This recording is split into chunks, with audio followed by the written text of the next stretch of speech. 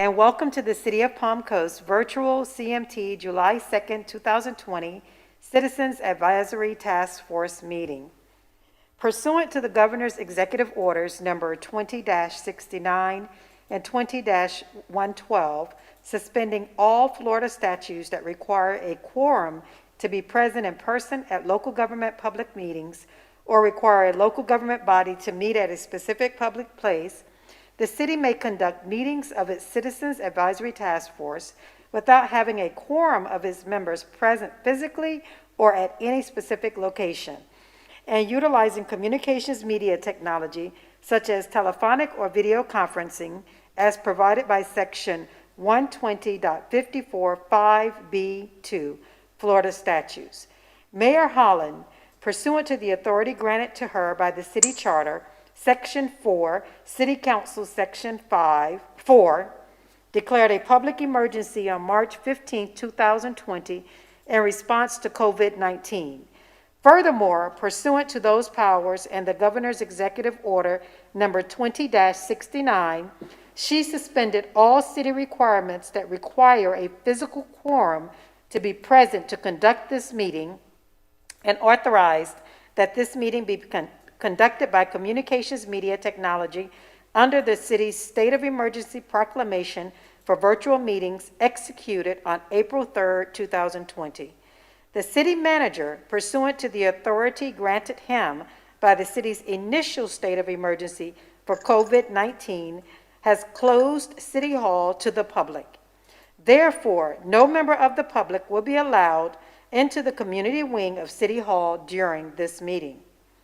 Notice that this meeting was going to be held by communication media technology and not at a physical location was posted on the city's website at least 5 days ago. The notice provided that those members of the public needing reasonable accommodation to participate in the meeting could contact the city clerk for assistance by noon on Tuesday, June 30th, 2020.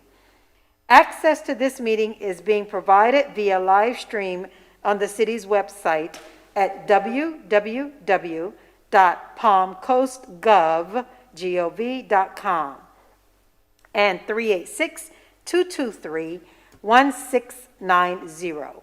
We ask that everyone state their name each time they speak. We also advise that this meeting will be terminated if there is a technology issue. Staff may read public comment into the record during public comment time, if any is received. But no matter what, all pertinent emails from the public will be incorporated into the record of this hearing. If you are having problems connecting or need technical assistance, please call 386-986-2391. Again, the number is 386-986-2391. Public participation will work as follows. Prior to calling in with your comments, if you are watching the meeting from our website, please mute those. So when you call in with your comments, there is no interference. If you would like to participate in public comments, call 386-223-1690. Again, the number is 386-223-1690. You will need to hit *9 to raise your hand to provide your comments when your agenda item is called. You will be acknowledged by being unmuted, and you will hear a message that you have been unmuted. Please begin by stating your name clearly for the record. You will have 3 minutes to speak. When there is 15 seconds left to your 3 minutes, you will hear a beep, and then at the end of your 3 minutes, you will hear another beep, and you will be muted at that time. You will not be disconnected from the meeting. All callers will have the opportunity to speak. Please be aware there may be a short pause as we switch to the next caller. Today is July 2nd, 2020, and it is 5:30 p.m. Please rise and join me in the Pledge of Allegiance.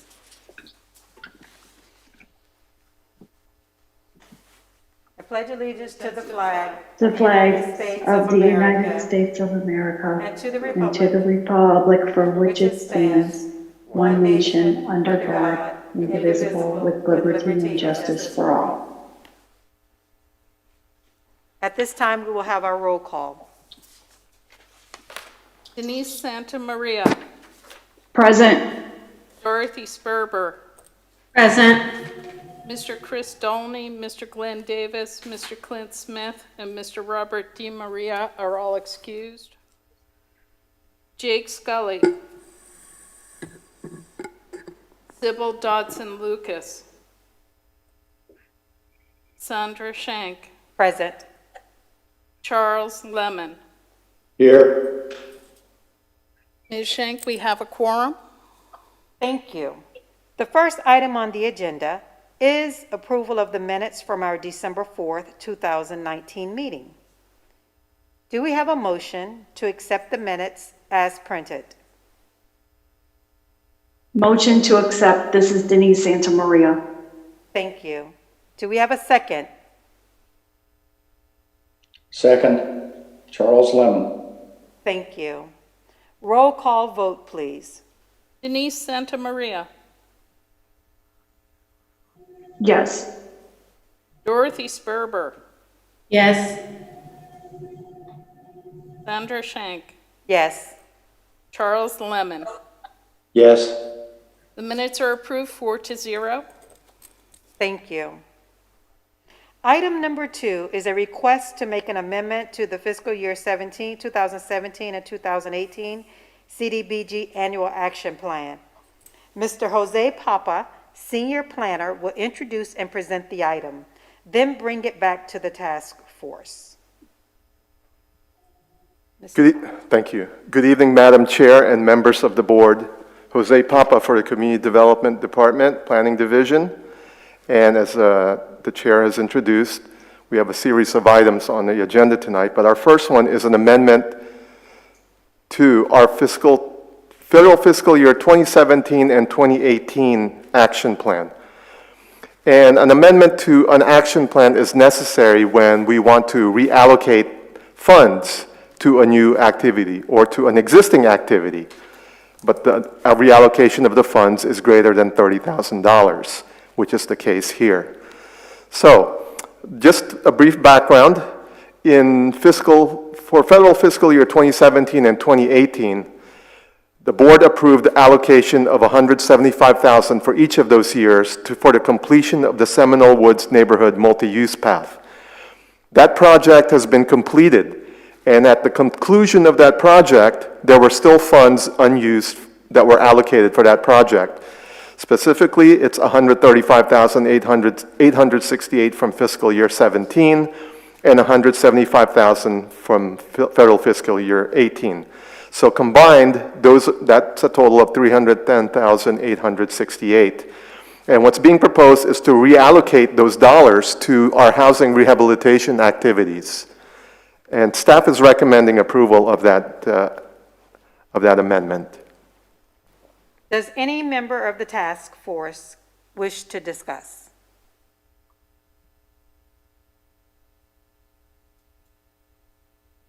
I have a question. Yes, ma'am. Have we considered doing anything with these funds towards first-time homeowners programs?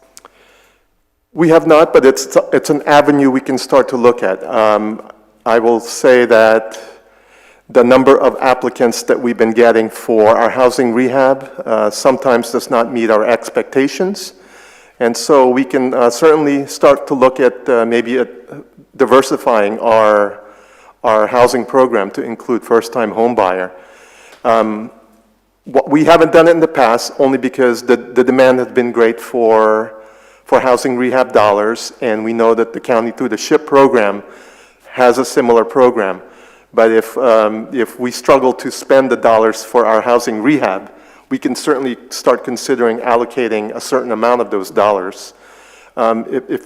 If it's the direct pleasure of this board, staff will start to look in that direction and and come back to the board with information on how maybe we can design that. Maybe we design it similar to how the county has their first-time homebuyer program. Yes, ma'am.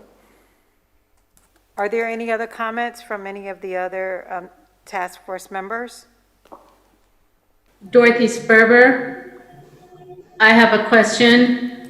Would that possible funding for first-time homebuyers, would that be with these funds or from 2017 or 18? Or is that going to be with some later funding? That would be moving forward, Ms. Berber. Okay. For these funds, we're proposing that they go directly to our housing rehab activity right now. Okay, that's what I thought. All right, thank you. And so do we currently have a waiting list for people who are in need of these funds for housing rehab? We don't have a waiting list simply because we don't keep a waiting list. HUD has very strict rules about creating a waiting list, since frankly, a waiting list, we have to vet the applicant every time we start a new cycle, because we have to make sure that they're still income qualified. And so we're basically starting the process over again. That's why we don't do a waiting list. But certainly, there's demand to the extent that we would like to have more demand. I think we've never had to turn down anybody. Let me put it that way. We've always been able to meet the needs of the applicants for every cycle. So I guess my only concern is if we really don't know the number of individuals or families or households who are in need of the funds, are we expending the funds? For example, how many homes have we rehabbed in the past year? And were those funds, what were the limits on the amount of funds that those homes were able to receive? And did they exceed the limit due to the fact that we did not have enough of a demand and we didn't want to have the funds sitting there? No, we assisted about 12 homes in our last round. The average assistance received was about $20,000. And, and that's the average. There were some that was just like only 8,000, some was in the 30,000 range. It just depends on what they need. Some homes are in more need of updating than others in terms of the code requirements, whether if it's a roof and a new AC unit, then you're immediately looking at something that's up there. And if they've had damage inside the home due to a leaky faucet or something, then that's some additional cost right there. But sometimes someone would just, broken windows and doors, then that could still be pricey, but it's not going to be like a new roof or a new AC. Okay. But certainly, there are program rules that establishes the limit. Essentially, 50,000 is the limit that can be approved without having to go to city council. So if we notice, if the inspector goes in and defines things that are above $50,000 worth of work, then other program rules kick in about, we cannot spend 50% of the value of the home. Mm-hmm. I mean, at that point, we're looking at tearing it down and building a new one. And again, if it's over 50,000, then we have to go to council to get approval for the scope of service. Thank you. Thank you. I will now open the item up to public participation. Again, the same rules apply as I previously stated. We will now begin. Please hit *9. You will be unmuted. State your name for the record, and your 3 minutes will begin. Doug, do we have anybody?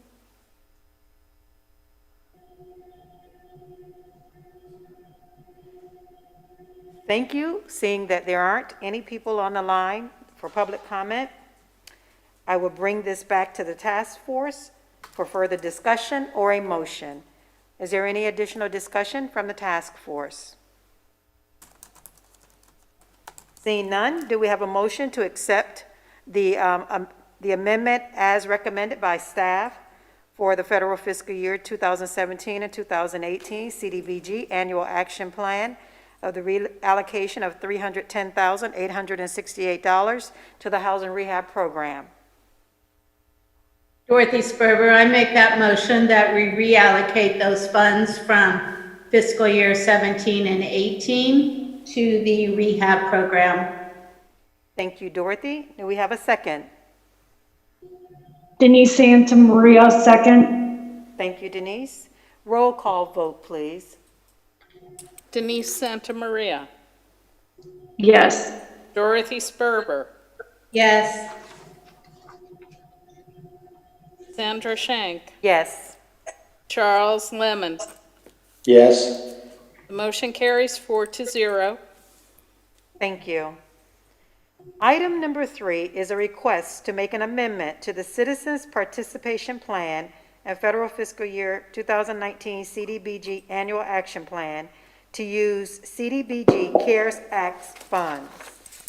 Mr. Jose Papa, Senior Planner, will introduce and present the item, and then we will bring it back to the task force.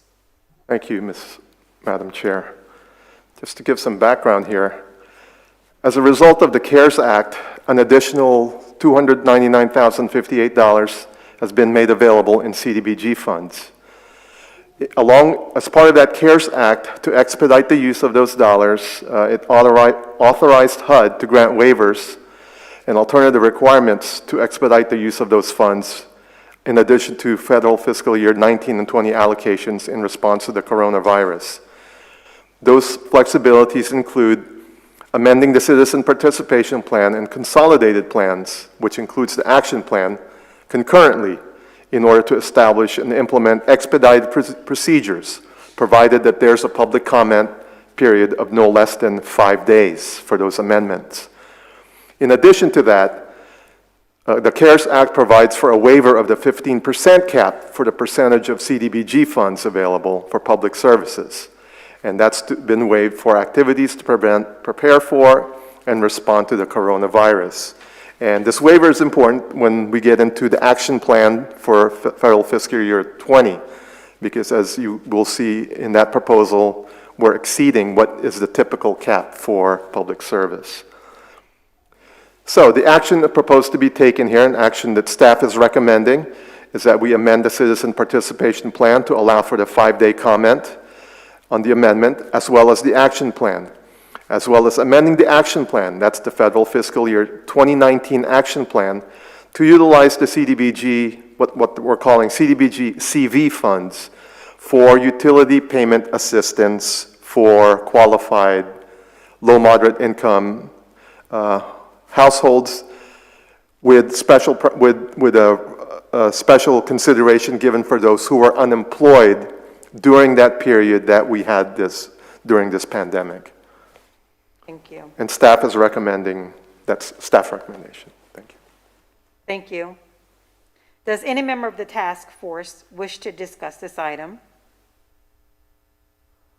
Dorothy Sperber. My discussion is just a comment that no less than 5 days, and you're proposing those 5 days to be 7/2 through 7/6 over a holiday weekend. I really doubt that that is going to be sufficient amount of time to get any comments.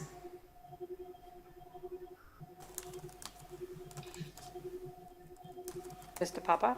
Sure. Yeah, we've advertised, the advertise for those comments actually did go out last week, and we did post the availability of those amendments. Actually, they were live on our website beginning Monday of this week. If you'd like, because we still have city council action on this required, we could probably run another ad that would give us another 5-day comment period at a later, maybe city council's action is scheduled for 7/21, which is the third Tuesday. So if we were to take the 5 days before 7/21, 7/16, so if we were able to run an ad that lets the public know it's available from 7/16 to 7/21, we could do that. We can get an ad out if that's the board's pleasure.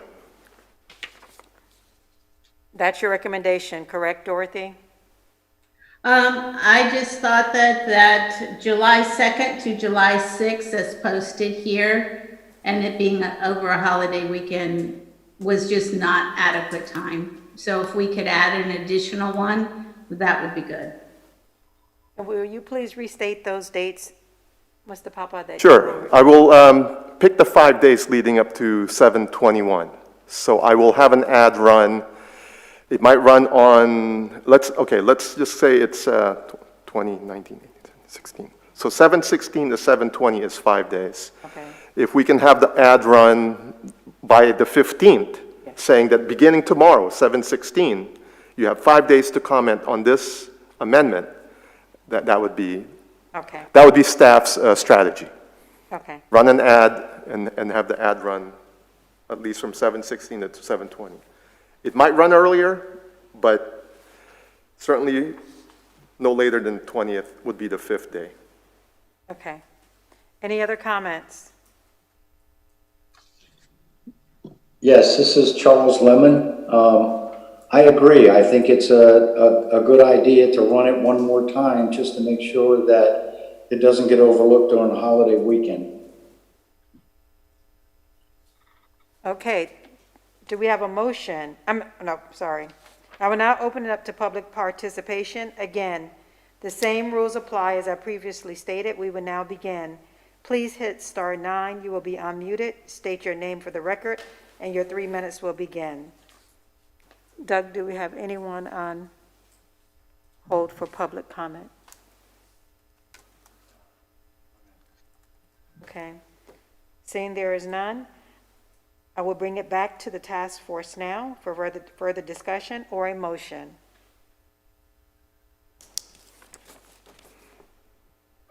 Dorothy, would you like to make a motion with the proposed amendment? Yes, there was no public comment? Okay. Let me catch up here. Yes, I'd like to make a motion to, amend the fiscal year, 19 to include to amend the CDBG, fund, what is it? I'm sorry. CDBG Annual Action Plan to use CDBG CARES Act funds. CARES Act funds. Yes. Okay, with the additional 5 days. And run an additional ad for 5 days.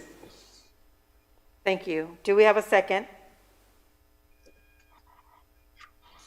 This is James Charles Lemon. Antonio, I I second. second it.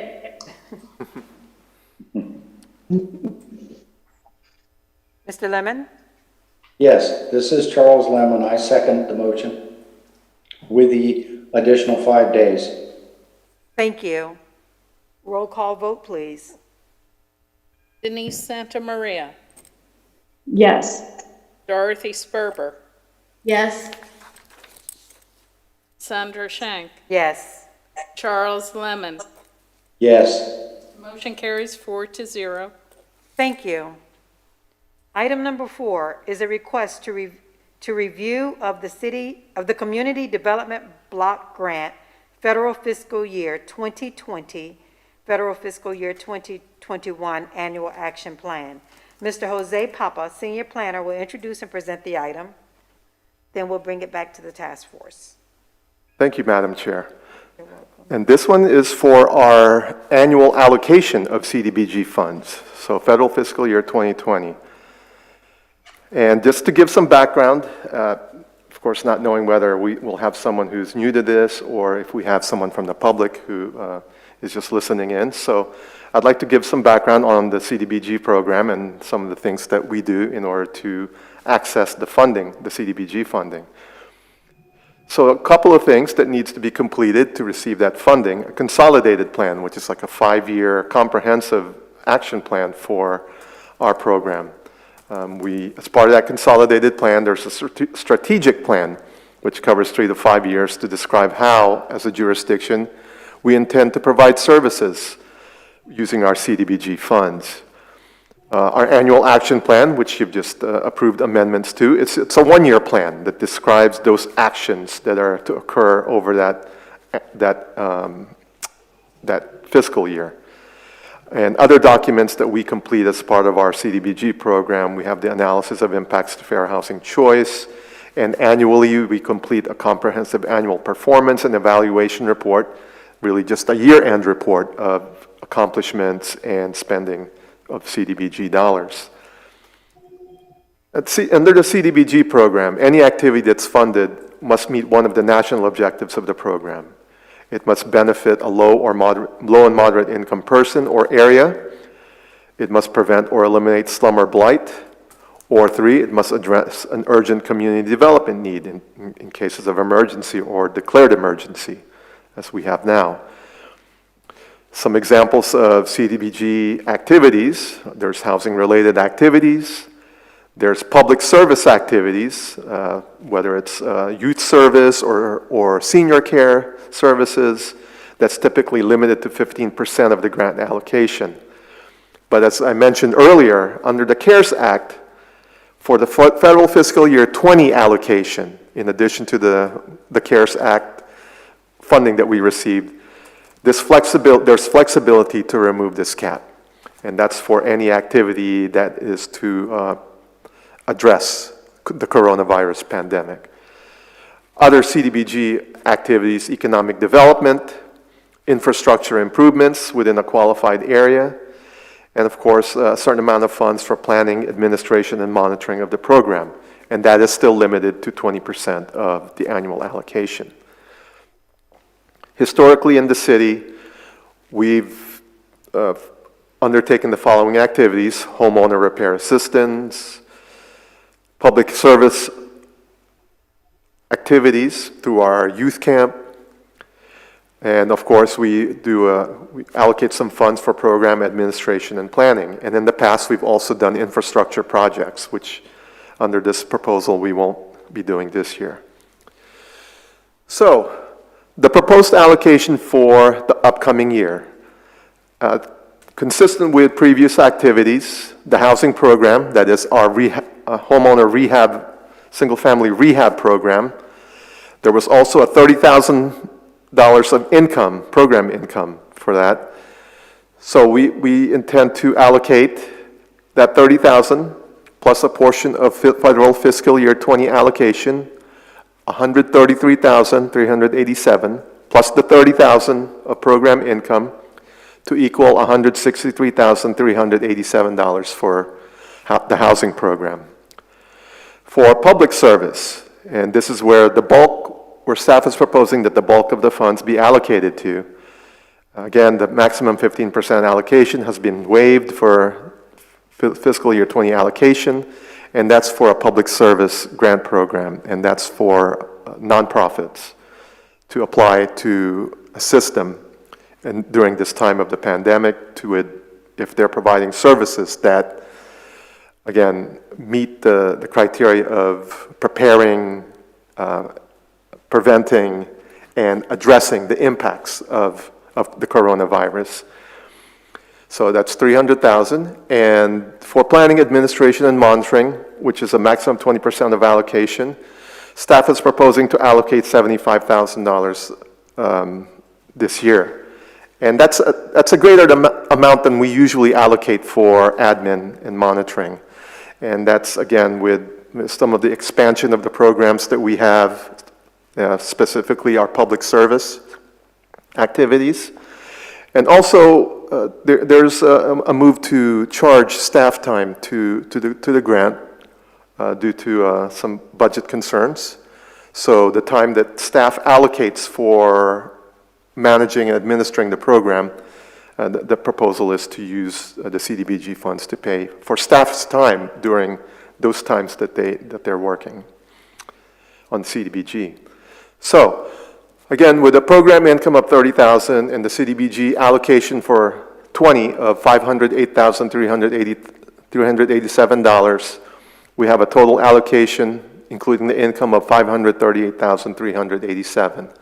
Proposed to be allocated $163,387 to the housing program, $300,000 to public service grant program, and $75,000 to the planning and admin and monitoring of the program. So this slide will now need to be updated because, as you can see from the first bullet there under public comment, the July 2 to July 6 CPP and Federal Fiscal Year 2019 Action Plan Amendment is out for comment right now, but we will extend that as recommended by this board, so we will do that. And from July 2nd to July 31, the other amendments and the action plan are available for public comment. We will go to City Council Public Workshop for July 14th. For City Council Public Hearing, we will have the public hearing for the CDBG CV amendment on July 21st, since again, we're only going to need a 5-day comment period for that. But the other amendments and the action plan will go through the typical 30-day comment period. And so we will have the public hearing before City Council on August 4th, which will allow us to meet our deadline of submittal to HUD by August 15th. I guess just to clarify, the CDBG CV amendment will be submitted to HUD probably the day after City Council approves it on July 21st. Thank you. And Does any member of the task force wish to discuss?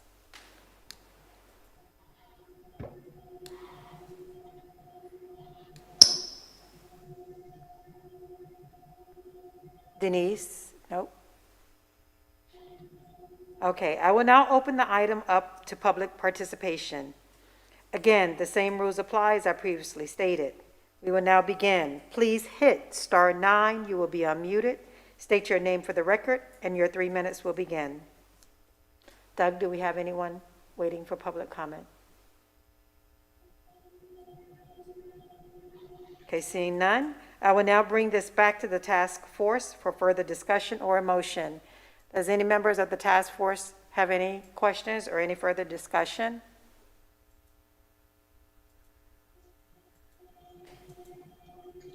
I do. Jose? yes, ma'am. I would like to recommend that with the housing programs allocation, or financial assistance for home repair, that we include homeownership, first-time homeownership program. And my question is, on the 2019 CDBG CARES Act funds, $299,058 has already been allocated that can be used for the public service grant, correct? So this additional $300,000 would now place it at almost $600,000 between the two years? No, ma'am. The $299,000 from the CARES Act will be for utility assistance. Just strictly utility? Yes, ma'am. assistance. Strictly utility assistance. Okay. So with the financial assistance for home repairs under the Housing Assistance Program, I would recommend that I would like to see us have a first-time home buyers program. And the reason being is that we are providing, the funds have regularly been provided for home repair. However, we know that we have an affordable housing crisis here. And so if we can provide, especially with the rental units, so if we can provide first-time homeowners assistance, there, in some cases, the mortgage can be less than what people are paying for rent. And we can provide housing stability in our community and meet the needs. So my recommendation would be for 2020-2021 action plan, that those funds not be strictly, that $163,387, not be strictly for housing repair assistance, especially since we were able to make an amendment, we approved an amendment for the additional $310,000 to go into that program. Yes, ma'am. Ms. Shank, I would only suggest at this time that since we need time to establish this program, I will amend the action plan to make a statement to HUD that it is our intent to investigate creating the first-time home buyers program and setting up that program, but not allocate any specific dollars at this point. And if we're able to get through it in time for this fiscal year, I will have to just come back to you and amend the action plan to be specific that we will be doing a first-time home buyers program. Okay, If that is acceptable to the committee, because I'm not a housing person. We rely on our, on our consultant for a lot of the technical expertise on how to design these programs. And Mr. Corbett Alday, who's with us tonight, is one that we probably would count on to help us with, and I'm glad he's hearing this, to help us with this. And again, we'll investigate what this county does now, because maybe that would just be an easy pattern for us. But there are some differences between a SHIP program and a CDBG program that we need to make sure that, again, for staff and everyone's concern is that we meet the rules of the program when we design our activities so that we're not in danger of having to pay back the funds to the federal government. which I don't think we'll be in danger of having to do that, because I know that the county's program is already heavily taxed. It's not enough funding to be able to meet those needs. And if we're allocating such a large amount strictly to housing rehab repeatedly, I think it's time for us to diversify those funds. So I would like for you to include in the action plan the intent Yes, ma'am. to investigate, and in the future, near future, Yes, that we establish a first-time home buyers program. will do. Are there any other comments from the task force? Seeing none, do we have a motion to approve the recommended amendment? Anyone? This is Denise Santamaria, motion to approve. Is there a second? This is Charles Lemon. I second it with the be approved with the recommended amendment. Excellent. Thank you. Do we have a roll call vote, please? Denise Santa Maria, Yes. Dorothy Sperber, Yes. Sandra Shank, Yes. Charles Lemon. Yes. The motion carries 4-0. Thank you. Item number 5 is a request to present information-only documents for Public Service Grant Program. Mr. Jose Papa, Senior Planner, will introduce and present the item, then bring it back to the task force. Yes, oops. I'm sorry. Can't find the document I'm looking for.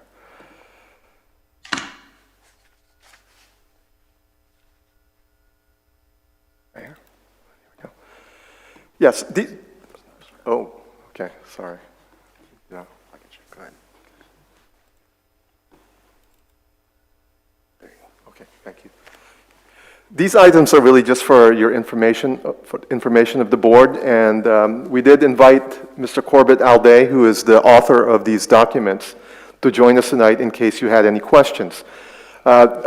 These documents were just created at the direction of the board. Again, during the last 2 or 3 task force meetings, there's been that push that we move towards a public service grant program. And these are just the fruition of those efforts, and I think we're ready to roll that out, as you saw, since you, again, as part of your approval of the fiscal year 20 action plan, there will be a $300,000 grant program that we can offer to nonprofits in the city to assist with the response to the coronavirus. And Mr. Alday will be assisting us with the monitoring of that and some further design of the program as to the limit and how we word the ad so that the qualifications for activities. I think it's open really, again, the activity just has to meet that requirement that it addresses the coronavirus and that the beneficiaries would be those that meet the CDBG guidelines. And that's really all I wanted to present to you tonight, and those are for your review, and if you have any questions on them, I'd be happy to entertain them now or at a later time. I know there's a lot there to look at. But as we go through the program, I'm sure that there will be tweaks that we'll have to do to those forms. Thank you. Dorothy Sperber, this particular one that you have on the screen now, is that in our packet? Yes, ma'am. It should have been in the packet as the last item. The very last one, okay. Yes. I'm just not seeing that form, I'm seeing like more of an explanation of them. Right. I'll get it from you, that's fine. Okay. Same thing for me, Jose. I was looking through my packet as well. Okay. And maybe we are overlooking it, but I didn't see it Let me see. either. But it's probably, I'm sure it's in there. Okay, yes, it is actually in there. It's there, Dorothy, Okay, okay? It's beginning at page 62. okay, thank you. Page 51. You're welcome. That looks like the sub-recipient monitoring review form. That's one of them. Yes, ma'am. It starts actually on page 50 of your package is the application. Okay. And within the package, we've also included the monitoring checklist and a sample of a subrecipient agreement that, again, probably might be tweaked. It's very lengthy, but it's one that meets HUD guidelines as to best practices when we offer these types of programs to ensure Yeah. appropriate use of the funds. Excellent. Thank you. Are there any other comments from the task force? Seeing none, I will now open the item up to public participation. Again, the same rules apply as I previously stated. We will now begin.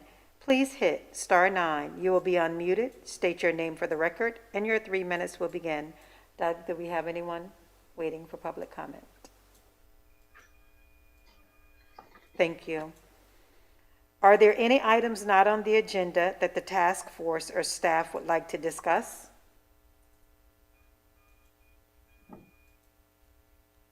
Seeing none, do we have a motion to adjourn? Dorothy Sperber, I'll make a motion to adjourn at, what is the time on my clock? 6:12. 6:12? Okay, thank you. Is there a second? This is Charles Lemon, I second. Roll call vote, please. Denise Santa Maria, Yes. Dorothy Sperber, Yes. Sandra Shank, Yes. Charles Lemon. Yes. The motion carries and the meeting is adjourned. Thank you all for your service. Have a wonderful evening. Thank you. Happy 4th. Thank you.